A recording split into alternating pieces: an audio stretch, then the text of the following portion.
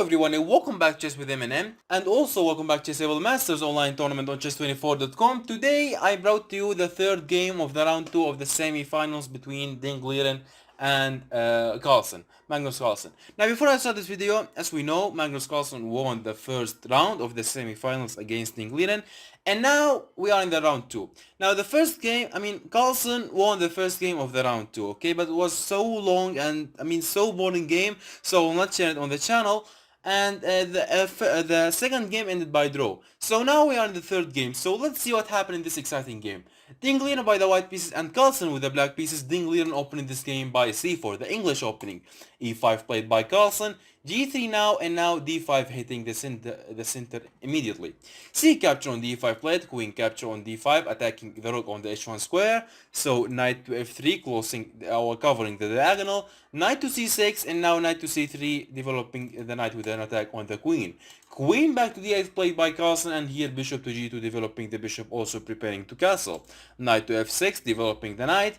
And here, Ding Liren simply castle, and now h6. h6 is a beautiful move, prophylactic move, clearing the h7 square for the king for any back rank checks in the future when the black castle into the king side. Also, preventing any ideas like knight to g5 or bishop to g5 in the future for the white. So here d3 played by Ding Liren, opening the way for the bishop, also preventing any ideas like e4. Bishop to d6, developing the bishop, preparing to castle, and now a3. a3 also preparing to pushing b4, okay, and preventing any ideas like knight to b4 or bishop to b4 for the black, and now a5 played by Carlsen. I want to grab a space on the queen side. Here b3 played. Now I want to develop my bishop on the a1 h8 diagonal. The Carlsen here castled, and Ding Liren developed his bishop to b2. And now rook to e8. Rook to e8 is a beautiful move. Rook to e8, preparing to pushing e4 at some point, because e4 will activate the blackest pieces too much. And here after rook to e8, Ding Liren said, okay, it's not a problem, push d4, because here if you push e4, then I will capture a pawn capture on e4, and after knight capture, I will capture by the knight. It's not a problem. When I capture by the knight, I opened the diagonal for my bishop. Also, if you capture by the rook, so now your rook is on my bishop's diagonal. So I need to discover for this knight will be a little bit dangerously for your rook, okay? So here for the season, after rook to c1, Carlsen didn't push e4, and Carlsen here simply played bishop to b5, okay? h3 now, controlling the g4 square. Queen to d7, attacking the h3 pawn, and now king to h2, simply protecting the h3 pawn. And here knight to d4 played by Carlsen. Knight to d4 is a beautiful move. The idea here that, if you capture on the d4, challenging the f3 knight, okay? Now here if you capture on the d4, example knight capture on d4, then I will recapture by the pawn. Pawn capture on d4 with an attack on your knight. Now the idea is that if you move your knight to anywhere, example, let's say to the a4, okay? Knight to a4. Played by the white. The idea here that because there's bishop on the there's a pawn on the d4, so this diagonal closet on your bishop, also the e2 square is so weak. You cannot push e3 or e4, because I simply can capture the capture on e3. If you here, let's say if you push the pawn, so simply I will capture by the pawn, and I'm putting a pressure on that pawn by the rook, and then I will double the rooks, and then I will bring the queen, and probably will lose this game if I keep putting a pressure on him. So for the season here, after knight to d4, Ding Liren said no, I will not capture on the d4, and simply I will move my knight back to d2 played by Ding Liren. And here c6, because the b7 pawn was under attack, and now e3 kicking the knight. And here knight to b5 played by Carlsen, and now knight capture on b5 played, c capture on b5, and now knight to f3, developing the knight also with a pressure on the e5 square. Here rook a to d8 played by Carlsen. Rook a to d8, bringing the other rook into the game, also putting a huge pressure on the d3 square. So here Ding Liren pushed e4. Now the idea by e4 is attacking the bishop, also removing one of the attacker of the d3 pawn. And the idea here that if you move your bishop away into the e6, here the idea that if you move your bishop into the g6 or into the h7 square. So by this you are killing your bishop, because I mean the bishop on this diagonal is not useful. And if you move it into the e6, so here I will capture on the e5. And the engine says here capturing on the e5 is not the best move here for Ding Liren. The engine here says that d4 was so strong move by for the white. I mean d4 here, the idea is I want to activate my pieces. I want to open the diagonal for my bishop. Also, if you capture, I will recapture by the knight, activating my knight with an attack on your bishop, also with a pressure on your b5 square. And this move, I mean, will activate the white's pieces so much.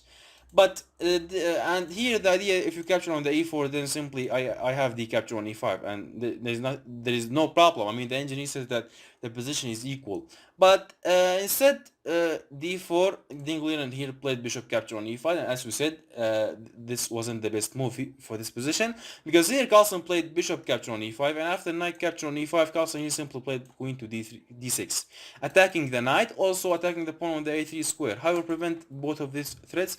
There is no way to do that. Here f4 played now by Ding Liren, the best move here. I mean keeping the strong knight on the e5 square. Queen capture on a3, and here I mean what exactly happened to Ding Liren, I don't know. Here Ding Liren had to play rook to b1 to protecting the b3 pawn, because attacked by this pawn attacked by two pieces. So you have to play something like rook to b1 to protect it, or you have to play something like rook to a1. The idea that if you capture by the queen, then I will capture. When you capture by the bishop, then you will lose your a5 pawn. But instead here, sorry. Well, yep, here. The problem here that instead rook to b1 or rook to a1, Ding Liren here pushed d4. I mean, why exactly Ding Liren did that? I don't know. I mean, Ding Liren here he thought himself alpha 0 or something like that. However, Ding Liren here pushed d4, wasn't the best move here. Again, bishop capture on e5 wasn't the best move, also d4. Bishop capture on b3 played here by Carlsen. Carlsen said, okay, it's not a problem. Now I have so strong passed pawns on the a, also on the b files. Queen to d3 played by Ding Liren. The idea here that, moving away from the attack. Also, now you cannot move your bishop because there is a queen behind it, unprotected queen behind it. So here simply Carlsen played queen to b4, moving away from the queen's rank. And now I simply can move my bishop. Here d5 played by Ding Liren, trying to pushing his d pawn, because this pawn is the only counter play for the white. Rook to c8, challenging the rook on the c file, and now simply d6. I'm threatening now d7. So here after d6, rook c to d8 played by Carlsen, and here comes the terrible blunder of this game. Now here, Ding Liren played d7. And d7 was terrible blunder by Ding Liren. Why? Here, before I explain why this move was a blunder. Here, here, rook to c8. No, here. Here the engine says that Ding Liren has this beautiful move, and it's rook to b1. Now rook to b1, I'm attacking your bishop, so you will protect the bishop by something like a4, let's say example, because you cannot move it. There's a queen behind it. So you will protect that bishop by something like a4. Then here I will play d7. And now and here the idea that if you capture, example, knight capture on d7, then I have knight capture on d7. And if you build something like queen to e7, then I will capture on the b5. And I mean, at least I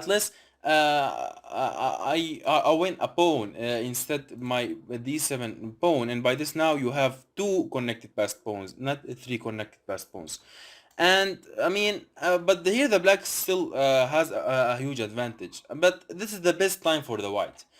But here instead rook to b1.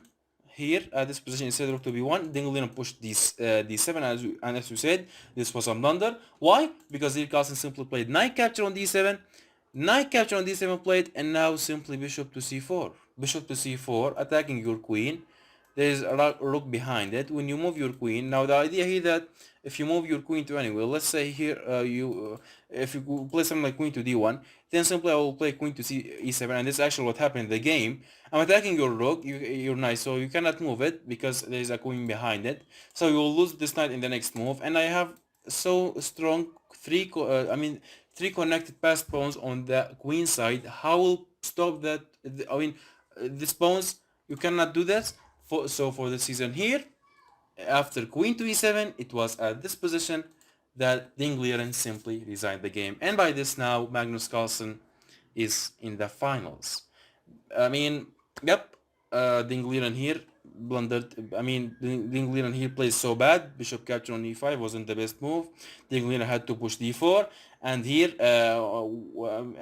he had to play something like rook to b1 or rook to a1 to protect his b3 pawn, but he didn't do that, and simply he sacrificed the pawn to pushing his d pawn, and instead d7 he had to play rook to b1, but he missed that too, and he played d7.